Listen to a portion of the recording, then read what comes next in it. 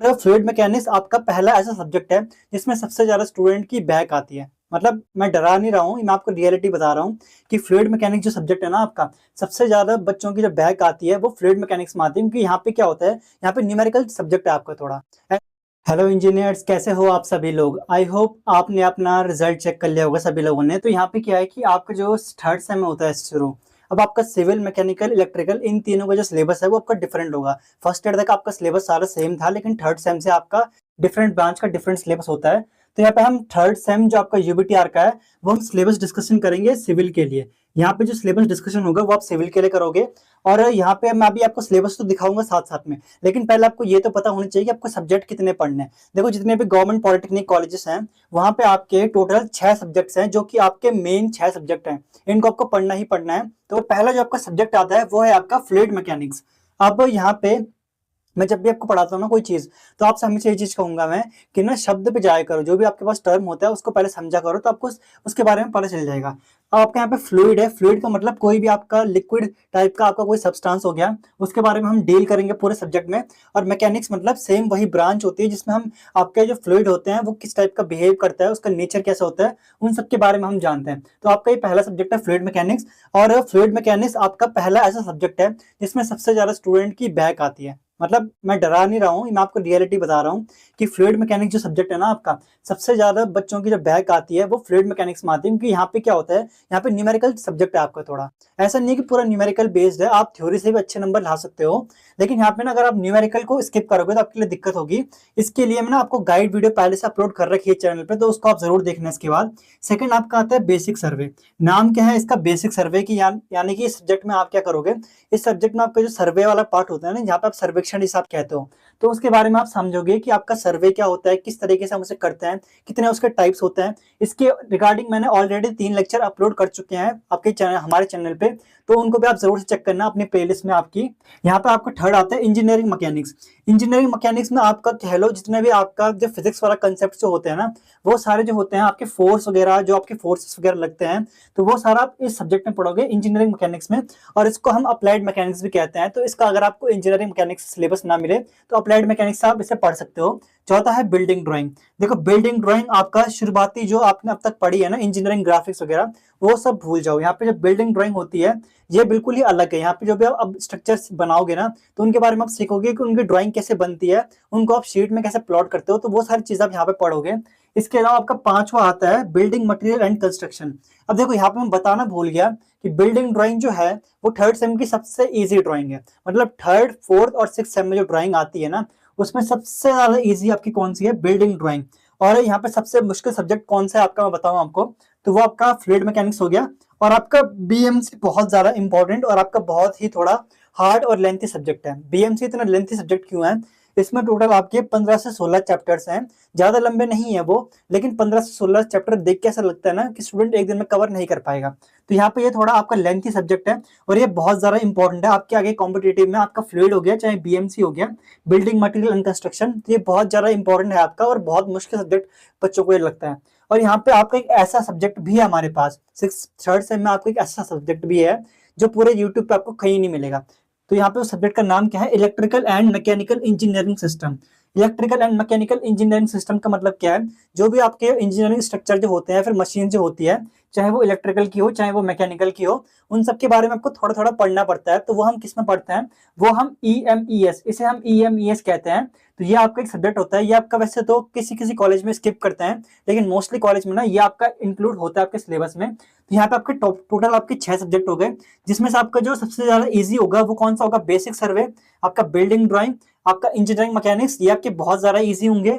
और मुश्किल पता क्या होगा, मुश्किल आपका होगा बीएमसी और आपका फ्लूइड मैकेनिक्स। देखो, फ्लूइड मैकेनिक्स और बीएमसी मैंने बता दिया, बीएमसी में कोई न्यूमेरिकल नहीं है, थ्योरी वाला पार्ट है सारा, लेकिन बीएमसी में ना काफी चीजें आपको पढ़नी पड़ती है, बहुत लेंथ सब्जेक्ट है ये। और ईएमईएस का मैं अगर बताऊं, तो ईएमईएस इकलौता ऐसा सब्जेक्ट है जो पूरे यूट्यूब पर कहीं नहीं है। मैंने इसके रिगार्डिंग, मैंने जब मोस्ट इंपॉर्टेंट क्वेश्चन की सीरीज करी थी ना स्टार्ट, तो वहां पे मैंने पेपर सॉल्व भी कराए थे। आप उसको जरूर देखना एक बार कि किस टाइप के क्वेश्चन बनते हैं, उससे आपको सब्जेक्ट का आइडिया लग जाएगा। तो अब इसके बाद क्या है कि यहाँ पे मैंने सब्जेक्ट के नाम तो बता दिए हैं सारे। अब हम इन सब्जेक्ट का डिटेल आपका सिलेबस देखते हैं। आपकी स्क्रीन पे आपको ना डिटेल सिलेबस आपको शो होगा। अब यहाँ पे आपकी स्क्रीन पे आपको सिलेबस शो होगा साथ साथ में, तो मैं आपको सिलेबस बताता रहूंगा साथ में। यहाँ पे अगर आप देखें तो आपका सिविल इंजीनियरिंग थर्ड सेम का सब्जेक्ट है आपके, जो भी यहाँ पे है। तो देख लो यहाँ पे कितने सब्जेक्ट है आपके। बेसिक सर्वे से लेकर आपके फ्लूइड मैकेनिक्स हो गया, आपका इंजीनियरिंग मैकेनिक्स हो गया, BMC building drawing, electrical and mechanical engineering system, यहाँ तक आपके टोटल 6 सब्जेक्ट हैं। और यहाँ पे आप इसका ये देख लो कि आपका वेटेज कितना है, ये सारा आपको यहाँ पे दिखा रखा है। तो हम सबसे पहले अगर देखें थर्ड सेम का जो सिलेबस है, इसमें अगर हम थर्ड सबसे पहले आपका फ्लूइड मैकेनिक्स देखें तो फ्लूइड मैकेनिक्स आपको दिख रहा है कि यहाँ पे इंट्रोडक्शन वाला पार्ट दे रखा है। इसमें आपके फ्लूइड और आपके जितने भी टाइप्स ऑफ फ्लूइड होते हैं उसके बारे में आप पढ़ते हो। इसके बाद आप क्या है कि इसके बाद आप प्रॉपर्टीज पढ़ते हो, इन सब चीजों की आप प्रॉपर्टीज पढ़ते हो। जो भी आपका फ्लूइड है उसकी प्रॉपर्टीज पढ़ते हो। हाइड्रोस्टैटिक प्रेशर यानी कि पानी पे जो जो प्रेशर काम करता है उसके बारे में आप पढ़ते हो।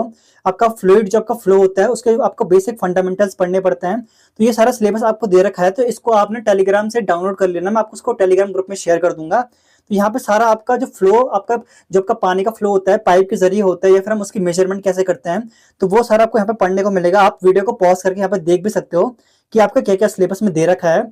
और यहाँ पे अगर आप देखो तो फ्लो थ्रू ओपन चैनल्स के जरिए कैसे आपका फ्लो होता है।